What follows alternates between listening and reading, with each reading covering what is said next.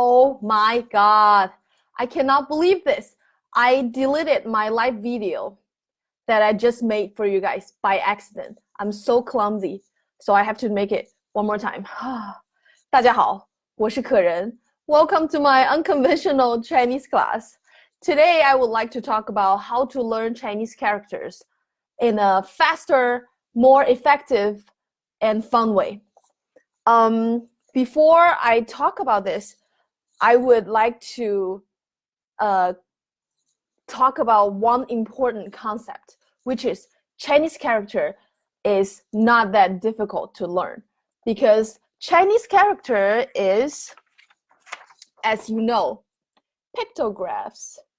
So in ancient China, our ancestors created Chinese character according to how things look like. For example, I printed these simple Chinese characters for you. In ancient China, fire looks like this. You see the fire on top of logs. And then in ancient China, fire looks like this. That's how it developed. And now Chinese character for fire, 火, looks like this. So after thousands of years of development, 火, fire, still looks like fire on top of some logs. The second character is log or wood, 木. It basically looks like a tree. And then it developed to this, still looks like tree. Now it looks like that, still looks like tree or wood or log. And the third one, I'll give you 2 seconds to guess what that is. See here. Yep, that's a human being sticking out his hands and bending his knees. And then later, the character looks like this. Nowadays, it looks like a human being with long legs walking. 人 basically means human being. And the last one, it couldn't be more obvious. It's a mouth. Mouth. Nowadays, mouth. 口. So as you can see, Chinese characters are really logical and they look exactly like what it means. Most Chinese characters are like this. After you're not afraid of learning Chinese characters anymore, I'm going to talk about the learning order of learning Chinese characters. I've seen a lot of my students, they will start learning characters by writing them. Say this is the first time you've seen this character. They decided, I'm going to write it 100 times because Chinese character is the most difficult part of learning Chinese. So I want to practice as much as possible. So they write and write and write. But I don't think that's the most effective way to learn Chinese characters because I think we should learn a language as exactly as how native speakers learn a language. As a native Chinese speaker, I learn characters this way. First, I was a baby. I couldn't understand anything, so I listen and listen and listen. Every day, my mom says, baby, are you hungry? Baby, are you thirsty? Baby, how do you feel? I couldn't answer because I didn't have enough input. I just listen and listen and listen for 1 or 2 years. And one day, finally, I had enough input from the outside world. I could finally understand. Then I started talking naturally. Nobody forced me, naturally talking. I could say, Mom, I'm hungry. Mom, I want an apple. Mom, can I drink some milk? Because I had enough input so I can naturally give correct output. And then when I'm like 5 or 6, I started to go to school and I learned how to read and write. And that's how you should learn Chinese characters. You should listen first. Make sure you understand what you hear, what the meaning is. And then after enough listening input, you can say things correctly. And then you will start reading. You look at the character and you're like, okay, I understand the pronunciation. I understand the meanings of the character. And now I can say the correct character correctly. And I look at the character, I look at the structure of the character. I know the left side is the radical, the right side is the pronunciation. I understand everything about the character. Now I'm gonna start practicing. The reason why I want you to start practicing writing Chinese characters so late is because you need to fully understand the characters first, and then you can start writing. Otherwise, you're not writing the characters. You're simply drawing the characters. Or say you're just copying the characters. It's not as effective. The second thing I would like to talk about is radicals. I mentioned about it 1,000 times because they are powerful, very, very powerful tools. They're basically just like the Chinese version of word root. For example, ta-da, I put some some radicals here. They're the most common Chinese radicals. For example, 日 in ancient China, it's a circle and a dot. That's the sun. 月 in ancient China is a half moon shape. So it means moon. 山 in ancient China is just a picture of mountain. A big mountain with 3 peaks. 水 in ancient China is like a river flowing, floating, moving forward. And nowadays, it still kind of look like a water drop. So let's take a look at this Chinese character. If you know the meaning of the radicals, you can guess the meaning of Chinese characters. For example, the character 明, on the left side, you have 日, sun. On the right side, you have 月, moon. So the sun and moon together, it's so bright, right? So Chinese characters are super logical. If you can memorize the most high frequency Chinese radicals, it will help you guess and memorize the meaning of a lot of Chinese characters, because our ancestors created the characters with certain pattern. If you want, by the way, if you want the most high frequency Chinese radicals, I have created this Chinese radical dictionary. I picked around 50 most common Chinese radicals. On the left side, I have how the radicals look like nowadays. In the middle, I put how it looks like from ancient Chinese time. So it helps you relate the original version of the character, so you can memorize them better. And in the end, I put the meaning of the radicals. And sometimes I even put examples about how we create different Chinese characters with the specific radicals. If you want the Chinese radical dictionary, I will leave my email under this video and you can email me. I will send it to you.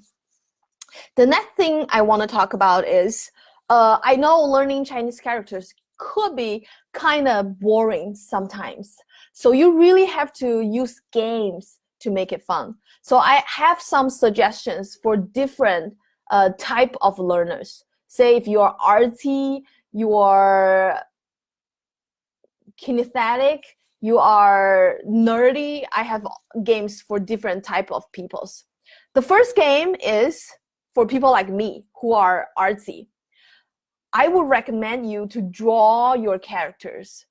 That can really help you memorize the characters, because let me show you some examples. I used the examples from my high school students back in Dallas. They're all genius. They're so smart and creative. Look at this. This character, the original character is here, 听. The left side is a mouth because you're talking. The right side is this thing. I don't know what it is. Listening to people talking. So my student draw this iPod and then headphones and then the symbol of music. That means, oh, I'm listening to music. That's very vivid. Next character is 文. From the picture, you can still kind of see the structure of the Chinese character 文. 文, outside, you can see the door radical. Inside, you can see the ear radical. 闻, now it means smell. But in ancient Chinese, it actually means hear. So it's this person putting his ear on the door, kind of overhearing other people talking. So my student, she is so creative. You know, girls like perfume. So she draw this Chanel perfume. So here you can see the bottle. It says Chanel number 5, blah, blah, blah. And here, the dot of the character. She designed it as the perfume coming out from the bottle. It's very, very creative. Super cute. And the next one is my favorite. Look how funny. The original character is Yao, bite. The left radical is mouth radical, 口. And the right part is 嚼, kind of for pronunciation. Together it means bite. So the students draw first, he changed the mouth radical to McDonald's fries. And the right side, he designed it as a human body. These are the arms. These are the long legs. And this red part emphasizes the person's gigantic mouth trying to bite the fries. That's very creative and vivid. I love it. I love it. I love it. So if you can draw, definitely draw the characters. Use your imagination and creativity. It really helps you to learn Chinese, practice Chinese, memorize Chinese in a fun way. Or say you're not a good artsy person. You can just draw ghetto stuff. That's fine. I'm this way. Look at this. I always create word cards, vocabulary cards for my students. The first one is 仔细. 仔细 means carefully. So I draw a student reading the book so carefully that his eyes popped out carefully. The second one is 讲究. 讲究 means be particular about something or be high maintenance. So look at this person. He's not very happy. He doesn't like option A, B, C, D, F. He only wants option E. So this person is very particular about something. Does that help you remember the word? Next one, 限制. I'm not going to say what that means. Why don't you guess? You see a person, a miserable person, got stuck in this tiny space. What do you think 限制 is? Yep, it means limit or limitation. Next one, 吸收. I draw this gigantic circle as your body trying to eat nutrition, and the tiny nutrition is crying because he knows he's gonna die. So 吸收 means absorb. Your body is absorbing the nutrition. Next one, 厚. 厚 means thick. So I draw a gigantic hamburger. That's like 10 feet. 厚. Next one, 观察. 观察 means observe. You can see I'm not a very good drawer, but it doesn't matter. You know what I mean. This guy is observing the pretty girl's nice boobs. The last one, 错误. If you really don't know how to draw it, just use the number. 2 plus 5 equals 1. It's wrong. So 错误 means mistakes. So I'm not super artsy, but I just create kind of fun, cute, sometimes dirty and creepy stuff for my students, because I believe crazy things, weird things, dirty things, violent things, they really help language learners to memorize things. No ordinary stuff. Nobody cares about ordinary stuff. So after you draw all the cards, all you need is a language partner. You can play games with your friend. Say you are the judge. Other two students, language partners, are gonna play the game. You will put the card down. Whoever says the word first gets to keep the card. And in the end of the game, you guys can see who has the most cards. I know it's not like super fun or something with huge rewards, but it does make language more active. If you don't like just sit there and memorize things, you should do this to make yourself move around and get excited and even argue with your friends. That's another game for people who are outgoing and hands-on. If you are a nerd, you don't like to learn languages through crazy games, then you should use all kinds of technologies to help you learn Chinese. My favorite technologies are, number one, Quizlet. Quizlet is so easy. You can create your study set in maybe 5 minutes, 10 minutes. As soon as you type the Chinese characters, sometimes it will pop out the pinyin and English meaning for you automatically. So it's so convenient. After you create your study set, they're gonna automatically provide games and tests for your study set. Then you can just use your computer reviewing the vocabulary all day long. Super easy. And or if you like group study, Quizlet has a function that's called Quizlet Live. You can do games and competition with your language partners. Another thing is Placo. I have to say it 3 times because please use it. All my students love it, especially my adult learners. They have their own way to learn Chinese, and they all think Placo is magical because you can also create your study set there, and then Placo will generate also tests for you. It's very convenient for you to go back to review. And also, Placo is a dictionary. If you don't know any Chinese word, you're like checking the meaning. If you think it's a high frequency word or you want to use it tomorrow, you save it. It's in your study set. So convenient. Use technology. They're fun. After the artsy and nerdy part, I would like to talk about if you are a hands-on learner. You like to move along, you move a lot. You're an ADHD learner like me. I would recommend TPR, total physical response, which means when you hear a word and say a word, you do the gesture.